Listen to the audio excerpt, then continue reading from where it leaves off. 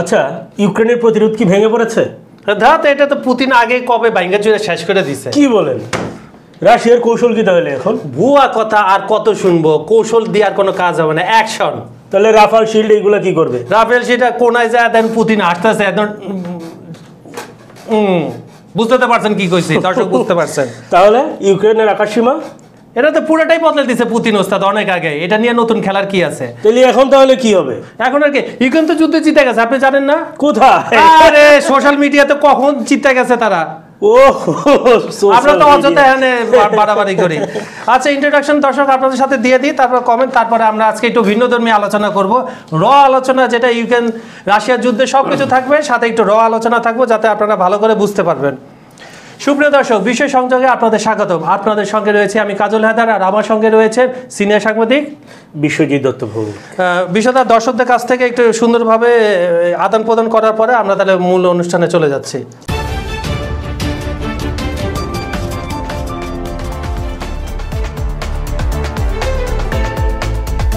মোশাররফ হোসেন নামে আমাদের এক দর্শক লিখছেন, আমি মোশাররফ হোসেন ঢাকা থেকে বলছি। আমি আপনাদের অনুষ্ঠানটা নিয়মিত শুনি এবং ভালো লাগে। আপনাদের অনেক ধন্যবাদ ভাই, অনেক কৃতজ্ঞ। কিন্তু আপনারা এটা শেয়ার করেন, আপনাদের কমেন্টের সঙ্গে সঙ্গে ভিউটাও দেখলে একটু আরও প্রাণচঞ্চলও বাড়ে। ভিউ বাড়লে আমাদের কর্তৃপক্ষ খুশি হয়, অনুষ্ঠানটা আরও রান করতে পারবো। আমরা বিপদে আছি, অনুষ্ঠানটা চালিয়ে নেওয়ার জন্য আসলে ভিউটা জরুরি। শেয়ার করবেন। রাকিব হাসান রাজু আমাদের নিয়মিত লেখেন, উনি বলছেন উনি আমাদের প্রোগ্রামটা পছন্দ করেন। সব জিনিসই ক্ষয় আছে, এটাই প্রাকৃতিক নিয়ম। ঠিক তেমনই আমেরিকা বর্তমানে ক্ষয়ের শক্তিতে পরিণত হচ্ছে। দুঃখের বিষয়ে কাজল ভাই এক অনুষ্ঠানে নিজেই বলেছে উনি ট্রাম্পের ভক্ত, কানাডা টরন্টো থেকে। ভাই, ওনারকে ব্যবসার দিকটা আমি ভক্ত, কিছু করার নাই। ধন্যবাদ আপনাকে। এমডি ইমরান নামে একজন লিখছেন, ওয়াচিং ফ্রম। ট্রাম্পের ভক্ত আপনি বলতেছেন, আবার পুতিনের মাথায় ওঠে রাখেন। ঘটনা কি? আপনি তো ভাই ডেঞ্জারাস লোক। আমি কমিউনিস্ট। তাহলে তো আপনাকে ট্রাম্প জায়গা দিবে না। কেন? তার ব্যবসাটা আমার পছন্দ করে, ধানু ব্যবসায়ী তো, এই কারণে। এমডি ইমরান নামে একজন বলছেন, watching from UK, nice conversation, always watching on my morning shift at 7 o'clock, get to know about back home and the world. আপনাকে অনেক ধন্যবাদ। এবং আপনাকে বারবার যেটা বলি, আপনারা যে জায়গায় থাকেন এটা ছড়িয়ে দেন। আপনাদের কমিউনিটি, আমাদের বাংলাদেশের কমিউনিটি, অনেক ভারতীয় আছে, ওনারাও দেখেন। এই কমিউনিটিতে আমাদের ভিডিওগুলো শেয়ার করে দেন এবং কমেন্ট করার পাশাপাশি ভিউ আনেন। আমাদের এই একটা চাহিদা। সর্বশেষ দর্শক উনি সদরুল চাঁপাইনবাবগঞ্জ থেকে আমাদের অনুষ্ঠানটা সর্বশেষ মানে আজকের সর্বশেষ। উনি পৃথিবীর সর্বশেষ নেওয়া যাচ্ছে না, সম্ভব হয় না। আচ্ছা, সেই 3.5 বছর ধরে যে যুদ্ধের ক্ষয়ক্ষতি যা হচ্ছে তা হচ্ছে। এখন অনেক স্ট্র্যাটেজি দাদা আপনার কাছে আছে, আমরা শুনবো, কিন্তু একটু ভিন্ন আঙ্গিকে শুনবো। একদম আমরা মনে করেন অনেক শুদ্ধ কথা বলছি। এরা তো যুদ্ধ থামে না। আজকে একটু আঞ্চলিকতার খেল দেখেন আপনি, যাতে এক কানে ঢুকে যুদ্ধ যেন বন্ধ করে। ম্যাটার থাকবে সিরিয়াস, তথ্য থাকবে সিরিয়াস, কিন্তু উপস্থাপনা হবে আপনাদের মতো। ধরেন পোক্রোভস্ক হচ্ছে একদম পুতিনের নিয়ন্ত্রণে নিয়েছে, এবং পোক্রোভস্কের পাশের আরও কিছু এলাকা এগুলোকে ঘেরাও করে ফেলেছে। মানে যে জায়গাটুকু রেখেছে এটা দিয়ে হয়তো কিছু ইউক্রেন সৈন্য চাইলে পলাইতে পারে, আর নাও পারে, কারণ গুলিতে পড়বে। বেশি দূরত্ব না, হয়তো কয়েকশো মিটার জায়গায় এখনও আছে। তাহলে হচ্ছে ওই যে পোক্রোভস্কের পাশের যে একটা বড় অঞ্চল, ওই অঞ্চলটা হচ্ছে যে দখল হয়ে যাবে। এখন যদি হয়ে যায় তাহলে কি হবে? কৌশলগত গুরুত্ব এই কারণেই বলছি যে এই যে পোক্রোভস্ক অঞ্চলটা, জাপোরজিয়া, খার্কিভ বা দোনেস্ক, এই 3টা অঞ্চলে যোগাযোগের একটা হাব, রেল লাইন আছে এখানে, যেই জায়গা দিয়ে হচ্ছে ইউক্রেনের সৈন্যরা এতদিন অন্যান্য অঞ্চলে রসদ সরবরাহ করত। সেই রসদ সরবরাহ চেইনটা ভেঙে গেছে। এইটা হচ্ছে একটা। আরেকটা সর্বশেষ তথ্য দিয়ে রাখি যে পোল্যান্ড কি ইউক্রেনের হাত ছেড়ে দিল? কথাটা বলার কারণ একদম জাস্ট ইনটেক নিউজ। সেইটা হচ্ছে পোল্যান্ডের যে ইউক্রেনের সাথে রেল লাইন, সেই রেল লাইনটা পোল্যান্ড ব্লক করে রেখেছে। আমি যদি ভুল না বলে থাকি, পোল্যান্ড হচ্ছে মেন, যেখান থেকে আপনার ভিতরে ঢুকে রসদ। তার মানে পোল্যান্ড দিয়েই হচ্ছে যুক্তরাষ্ট্রের পাঠানো যত অস্ত্র, ইউরোপের পাঠানো যত অস্ত্র সরঞ্জাম হাতিয়ার যা আছে, হ্যাঁ, সেটাই সব কিন্তু পোল্যান্ড সীমান্ত দিয়ে ঢুকে। তাহলে কি খেলা কি খতম? আপনি কি বলেন? এখন দেখেন যে এইটা যদি আমি বলতে চাই, ইউক্রেন একটা বড় বিপদে আছে, এটা তো ঠিক আছে, হ্যাঁ, এটা তো বোঝা যাচ্ছে। ইউরোপ একটা বড় বিপদে আছে, সেইটা কি আপনি বুঝতে পারছেন? তাই এসে এর বিপদটা কি এটা বোঝানোর আগে আমি আপনাদের বলি, আপনি আমাদের এটা ক্রস চেক করে দেন। এই যে পোকর বক্স বলেন, পোকর বক্স কিন্তু ইস্পাতের কারখানা ভর্তি, এখানে কিন্তু অনেক ইউক্রেনের সবচেয়ে বড় যে কয়লা খনি সেটা পোকর বক্স, সেটা হচ্ছে পোকর বক্সে। হ্যাঁ, এখন দেখেন যে জাপোরজিয়া হচ্ছে ইউক্রেনের সবচেয়ে বড় পারমাণবিক বিদ্যুৎ কেন্দ্র। ফলে যেটা হচ্ছে থাকলো কি শীতের মধ্যে ইউক্রেনীদের দুর্ভোগ যে কতটুকু নামবে সেটা এখনো কিন্তু কল্পনা করা যাচ্ছে না, অবর্ণনীয় দুর্ভোগ হবে। এখন ইউরোপ যে বিপদে, এইটা কি একবার হিসাব করছেন কেন ইউরোপ বিপদে, কি কারণে বলেন? এটা যদি আমি এক কথায় বলি, এই শব্দটাকে বলে হচ্ছে হ্যাঁ phase zero. Phase zero, ground zero না, ফেজ জিরো। হ্যাঁ, ফেজ জিরো। ফেজ জিরো হচ্ছে এমন একটা পরিস্থিতি, হ্যাঁ, যে আপনি যুদ্ধ করবেন না, হ্যাঁ, কিন্তু আপনার তৎপরতায়, হ্যাঁ, আপনার প্রতিবেশী রাষ্ট্র ক্লান্ত হইতে বাধ্য। ও মানে বুঝছি, আমি যুদ্ধ থেকে সরলাম না, কিন্তু আপনারা দিব না, আপনার অবস্থা খারাপ। আমি কি ঠিক ধরতে পারছি? যেমন ধরেন যে ওই যে ইউরোপের বিভিন্ন দেশের উপর দিয়ে হালকা করে একটু ড্রোন চালায় রাশিয়া, এটা টেস্ট করলো, একটু আকাশ সীমায় একটু বাড়ি দিয়ে দেয়, এই জিনিসগুলো কিন্তু তো হচ্ছে আপনার ফেজ জিরো। এখন ফেজ জিরো এরপরে হচ্ছে ফেজ 1, ফেজ 2, ফেজ 3, ফেজ 4, এই জিনিসগুলো আছে। আমি এই যুদ্ধ এটা যেতে চাই না আজকে ওই জায়গাটা, এই কারণেই এটা একটা বিশাল আলোচনার বিষয়। হ্যাঁ, যে অবস্থাটা যুক্তরাষ্ট্র করেছিল স্নায়ু যুদ্ধের পরে, এবং যেই কাজটা হচ্ছে রাশিয়াকে সাবেক সোভিয়েত ভেঙে টুকরো করেছিল, তো এই বিষয়টা নিয়ে হচ্ছে যদি করতে হয় তাহলে কি দেখা যায় পুরাই একটা সই কাজ হবে না, পুরোটা মানে 30-40 মিনিট লেগে যায়। এই কারণে ওই জায়গাটাতে এখন যেতে চাই না। কিন্তু যেটা আমি যে জায়গাটাতে ছিলাম, যে ইউক্রেনের রাশিয়ার ফ্রন্টলাইন অপারেশন, তাই তো ওই জায়গাটাতেই বোধহয় আমরা ছিলাম, রাইট? হ্যাঁ। এখন দেখেন তাহলে কি হবে, রাশিয়াতে বসে বসে আমার গুটি চুষছে, আস্তে আস্তে ধীরে ধীরে ভিতরে ঢুকতেছে, স্থল ভাঙে ভেঙে টেরে না। আপনি যেভাবে বললেন পোকর বক্স, সেটা তো অন দ্য ফিল্ড এখন র্যাপিডলি ভিতরে ঢুকতেছে, তাই তো? কিন্তু তার এই প্রক্রবস দখল করার জন্য তো তার 1.5 বছর, 1.5 থেকে 2 বছর সময় লাগছে তার, তাই তো? হ্যাঁ। এখন দেখেন এই টাইমটা কিভাবে কাজ করেছে রাশিয়া। হ্যাঁ, এইটা বড় কোশ্চেন মার্ক হতে পারে। গত বছরের নভেম্বরে রাশিয়ার বাহিনী ছিল পোক্রোবক্স থেকে 3 কিলোমিটার দূরে। তার মানে এখন আপনি কি বলবেন যে এই বছরের অক্টোবরে, এই 1 বছর এই 3 কিলোমিটার অগ্রসর অসম্ভব। কারণ কি করছে তারা এটা আমাদের বলে, এটাকে বলে ক্ষয় যুদ্ধ। মানে শত্রুপক্ষকে ধীরে ধীরে ক্ষয় করা, ওকে, ফ্যান্টাস্টিক। এই ক্ষয় যুদ্ধ থেকে, হ্যাঁ, ক্ষয় যুদ্ধে যখন ইউক্রেনের সেনারা যখন হচ্ছে, শুনেন, আপনি যাই করেন না কেন, আপনার মনোবল সংকট যদি একবার দেখা যায়, তাহলে আর কিছু করার থাকে না। এই ক্ষয় যুদ্ধের কারণে ইউক্রেন সৈন্যদের কি মনোবল ভেঙে গেছে। ফলে যেটা হচ্ছে কি, যখন ছোট ছোট ভূখণ্ডে অগ্রগতি আসছে, তখন হচ্ছে রাশিয়া সেইখানে স্পিড বাড়িয়েছে, সেনা বাড়িয়েছে, যাই বলেন না কেন, সাথে কি করেছে, ড্রোন এবং আর্টিলারি হামলা। এই জিনিসটাতেই হঠাৎ করে এই যে বড় আক্রমণ, এই বড় আক্রমণটা ইউক্রেনের সেনারা কিন্তু মেনে নিতে পারে না, একদম সোজা কথা, একদম। ফলে কি হলো, ইউক্রেন কি করছিল, ডিপ এন্ড ইন ডেপথ, কিছু এলাকায় তারা, হ্যাঁ, টেকটিক্যালি সোলজার উইথড্র করছিল, উইথড্র করার পরে, হ্যাঁ, ওই সব এলাকায় বিশেষ বাহিনী মোতায়েন করে দিয়েছে বা লজিস্টিক ম্যান পাওয়ারের চাপ বাড়িয়েছে, কিন্তু আলটিমেটলি কাজ হয় নাই।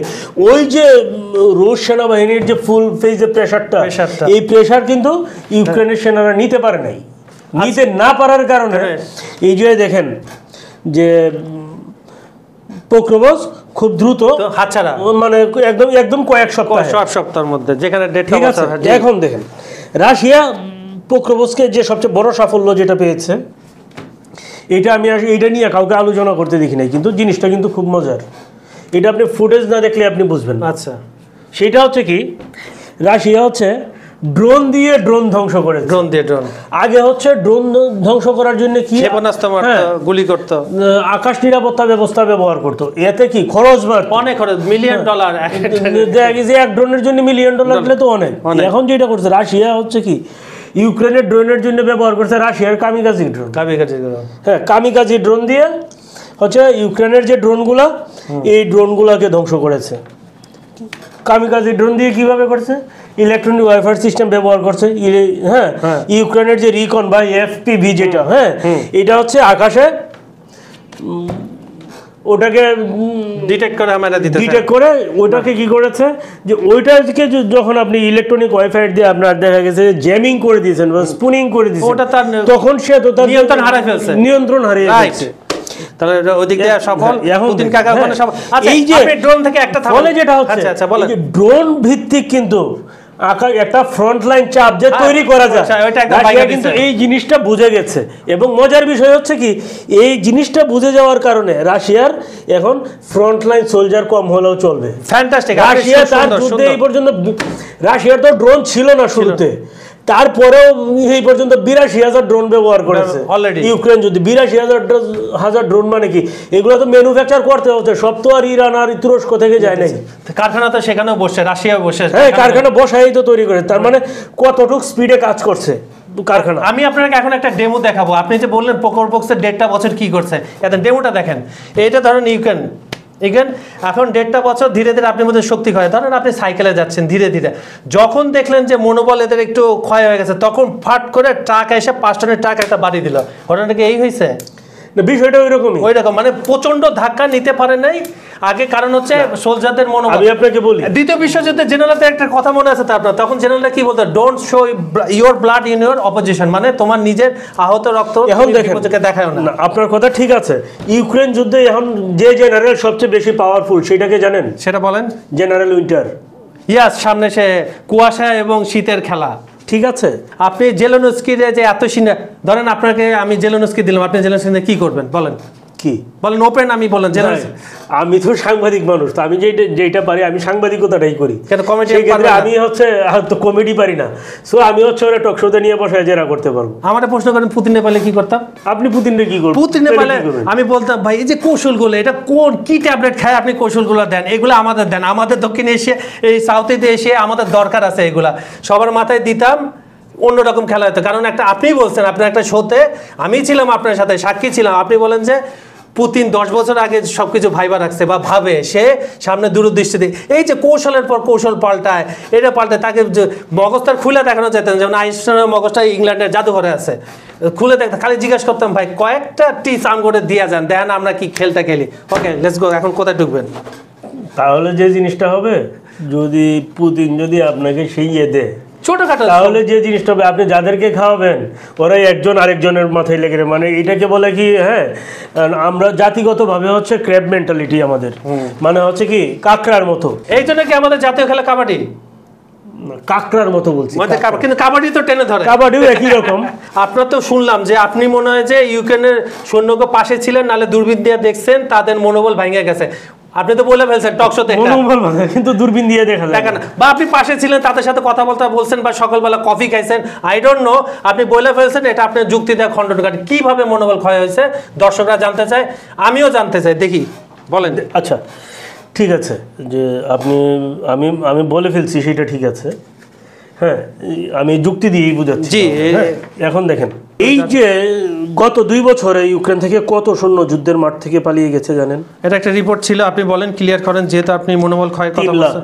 3 লাখ, এটা ম্যাসিভ সংখ্যা, 3 লাখ প্লাস। ইউক্রেনের যুবকদের হচ্ছে ইউক্রেন ছাড়তে নিষেধাজ্ঞা ছিল, কয়েকদিনের জন্য সেই নিষেধাজ্ঞা হচ্ছে জেলেনস্কি তুলে নিয়েছিল।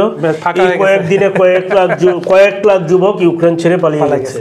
এখন যেটা ঠিক আছে, এখন ডেজার্শনটা কি, এই যে ডেজার্শনটা হচ্ছে, মানে পালিয়ে যাচ্ছে বা হচ্ছে, হ্যাঁ, সেটা কেন হচ্ছে? দীর্ঘমেয়াদী যুদ্ধের যে চাপ, দীর্ঘমেয়াদী যুদ্ধের যে ক্লান্তি, এইটা তো আছেই।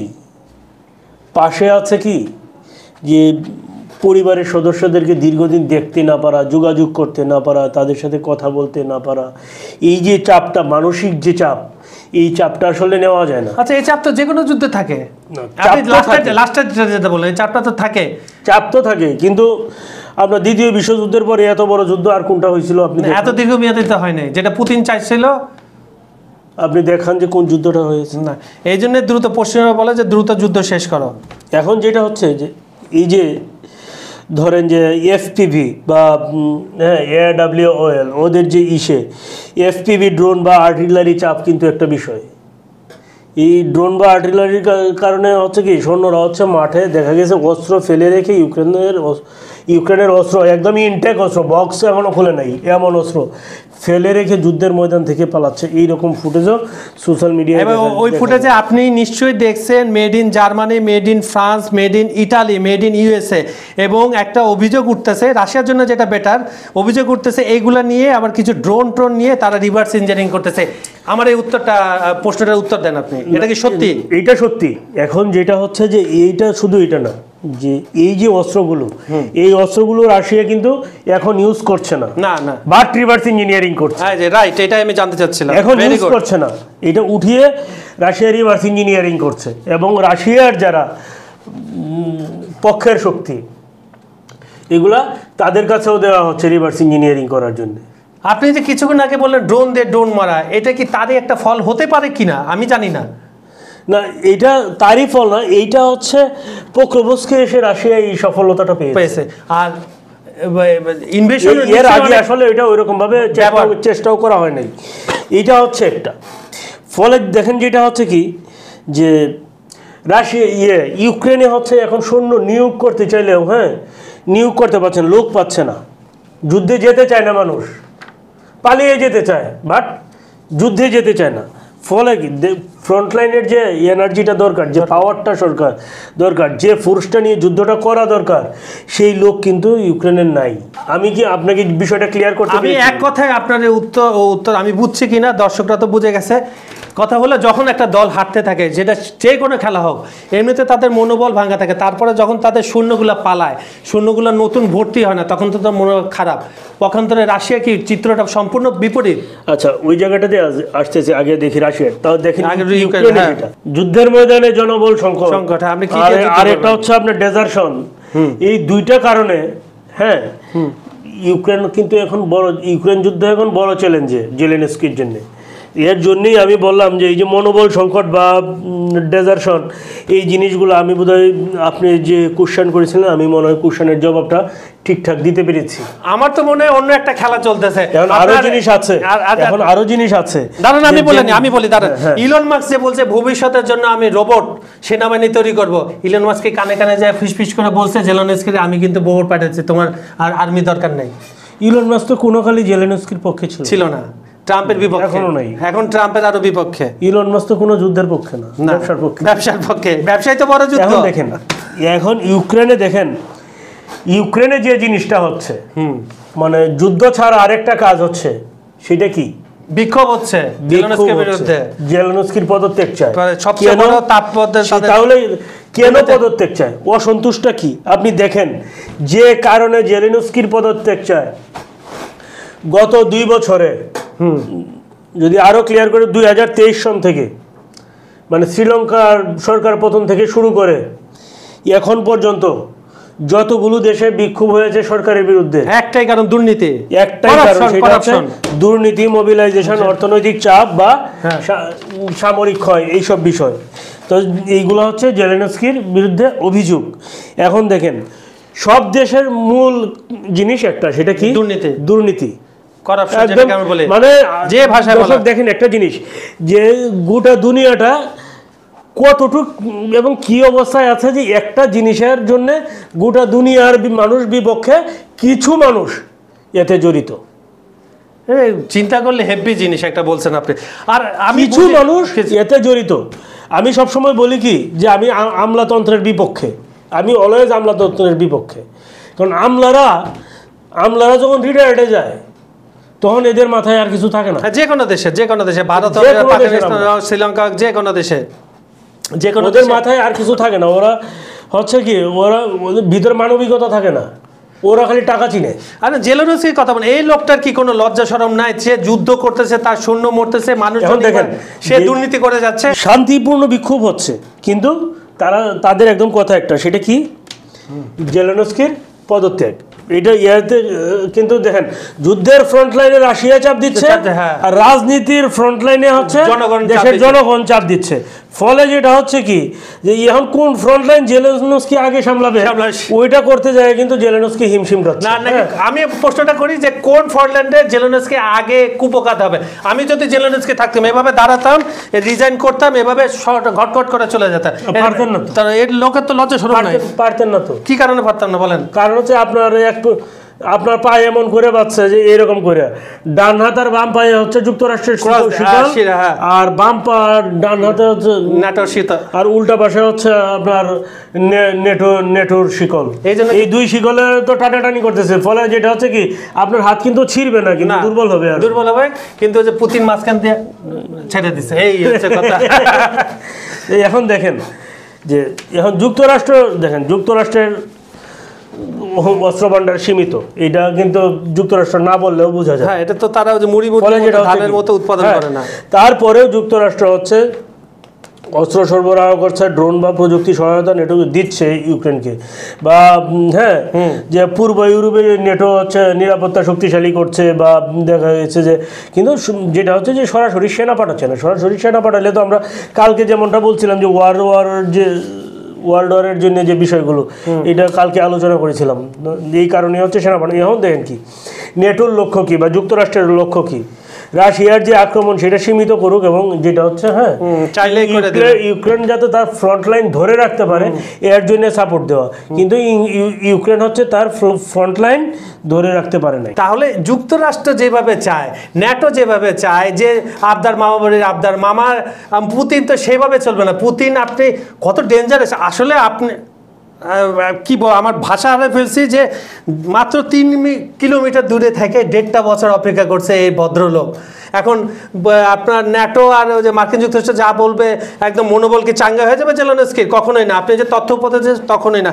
এখন কি করতে হবে? এখন বর্তমানে সামনে 6 মাস কি হবে এটা বলেন। 6 মাস না, আপনি 3 মাসে কি হবে এটা বলেন। আসলে দেখেন 3 মাস বা 6 মাস না, সামনে কি হবে এইটা হচ্ছে যে প্রেডিক্ট করা যায় বলেন, কিন্তু আবার এটা যে হবে বিষয়টা কিন্তু এরকম না।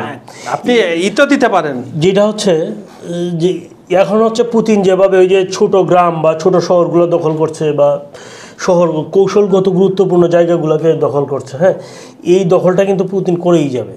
আচ্ছা, এবং এইটা ইউক্রেনের পক্ষে ধরে রাখা সম্ভব হবে না, অনেক বেশি ডিফিকাল্ট হবে। কারণ অলরেডি ইউক্রেনের ফ্রন্ট লাইন কিন্তু ধসে পড়েছে। ফলে যেটা হচ্ছে কি এই মনোবল সংকট বা নতুন রিক্রুটমেন্ট বা ধরেন এদেরকে প্রশিক্ষণ দেওয়া, এইগুলো ইউক্রেন আসলে করাটা খুব ডিফিকাল্ট হয়ে যাবে ইউক্রেনের পক্ষে।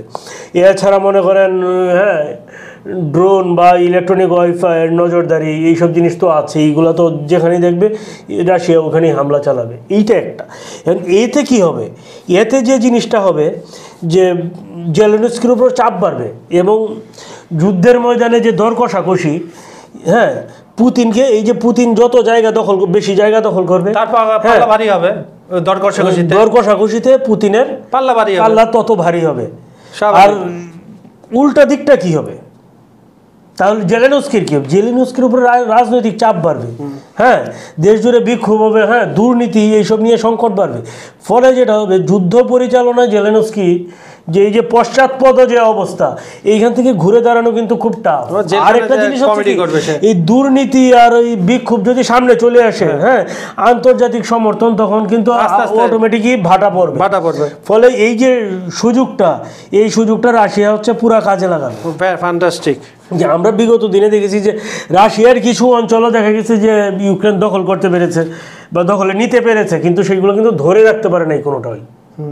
আজকের আলোচনা আমি দেখেন প্রথম থেকে ধরেন, আপনি যদি বলেন যে আমি রাশিয়ার যে বিষয়গুলো, এখন রাশিয়ার পোল্যান্ডের গুপ্তচর বা যেটা হচ্ছে যে আপনি যদি করেন যে পোক্রোভস্ক বা মির্নো হ্রদ এইসব জায়গাগুলো থেকে মনে করেন যে সপ্তাহের মধ্যে এই জায়গাগুলো দখলে। রাশিয়ার দখলে চলে আসবে। যদি চলে আসে ইউক্রেনের কিন্তু একটা বড় অঙ্গহানি হয়ে যাবে এই জায়গাটাতে। হ্যাঁ, একটা side নাই। এইটুকু কিন্তু আপনি হ্যাঁ, তো ধরে দেখেন নিতে পারেন। এইগুলো ক্লিয়ার কিনা। এখন দেখেন ফলে যেটা হবে এই জায়গায় এই যে যে রোড বাস্তবতা, এটা তো আপনার লাইন ক্লিয়ার, একদম পরের লাইনগুলো একটু যদি ইয়ে করে নেয় তাহলে হচ্ছে কি এই লাইনে রাশিয়া কিন্তু যুদ্ধের রসদ সরবরাহ করতে পারবে। তার আগে ইউক্রেন করতো, হ্যাঁ। এখন রাশিয়া করতে পারে। খালি জার্সি চেঞ্জ হবে এলো কথা, মানে হ্যাঁ পোশাক চেঞ্জ বলের হবে মাঠে। বলের মাঠে তো যেটা জার্সি চেঞ্জ। এতে যে জিনিসটা হবে, হ্যাঁ, যে এই যে গুপ্তচররা যে পোল্যান্ডের যে রেলপথের 2টা অংশ ক্ষতিগ্রস্ত করছে, এতে যে জিনিসটা হচ্ছে যে ইউরোপ এবং পশ্চিমা তাদের যে ইউক্রেনের সহায়তা রুট, সেই রুট বন্ধ হয়ে গেল। এই বন্ধ হওয়াটাই একটা বড় কাল হবে যদি এটা দ্রুত মেরামত করতে না পারে। আচ্ছা, শুধু দর্শক আজকে একটা কোশ্চেন করি দাদাকে, এটার উত্তর দাদা নেক্সট এপিসোডে দাদাকে আবার যেদিন পাবো আমরা, সেটা উনি পুরোপুরি উত্তর পুরো এপিসোডটাই সেটা নিয়ে করবে। সেটা হচ্ছে জেলেনস্কি আমরা জানি এখানে কাঠের পুতুল, সামান্য একটা অবয়ব, এর পিছে আপনি বলছেন অনেকেই আছে, কাঠের মিসাইল বানাচ্ছে তো। কাঠের মিসাইল আপনি দেখে আসছেন, যেটা প্রশ্নটা থাকবে জেলেনস্কি তো কাঠের পুতুল, কে নাচাচ্ছে এটা আমরা জানি, কেন নাচাচ্ছে, কি কারণে, টুকরো টুকরোভাবে আপনি গত 2-3 মাস বলে গেছেন। আমি চাই এটা কংক্রিট দর্শকদের আপনি বলবেন। আপনার কাছে দর্শকদের তরফ থেকে আমার একটা আবদার থাকলো। আচ্ছা, ঠিক আছে। সুপ্রিয় দর্শক, যদি আপনারা এটা লাইক কমেন্ট দেন তাহলে এই ধরনের অনুষ্ঠান আমরা আরও করব। আমাদের ভিডিওগুলো লাইক কমেন্ট শেয়ার করবেন, আমাদের চ্যানেলটি সাবস্ক্রাইব করে রাখুন। আর আমাদের এই অনুষ্ঠানগুলো আপনারা পৃথিবীর কোন প্রান্ত থেকে দেখেন আমাদেরকে লিখে জানান, আমরা অনুপ্রাণিত হব। আজ এখানে বিদায় নিচ্ছি, আগামীকাল আবার দেখা হবে একই চ্যানেলে একই সময়ে। টপিক অবশ্যই ভিন্ন থাকবে, হয়তোবা গেস্টও নতুন থাকতে পারে। ধন্যবাদ সবাইকে। ধন্যবাদ।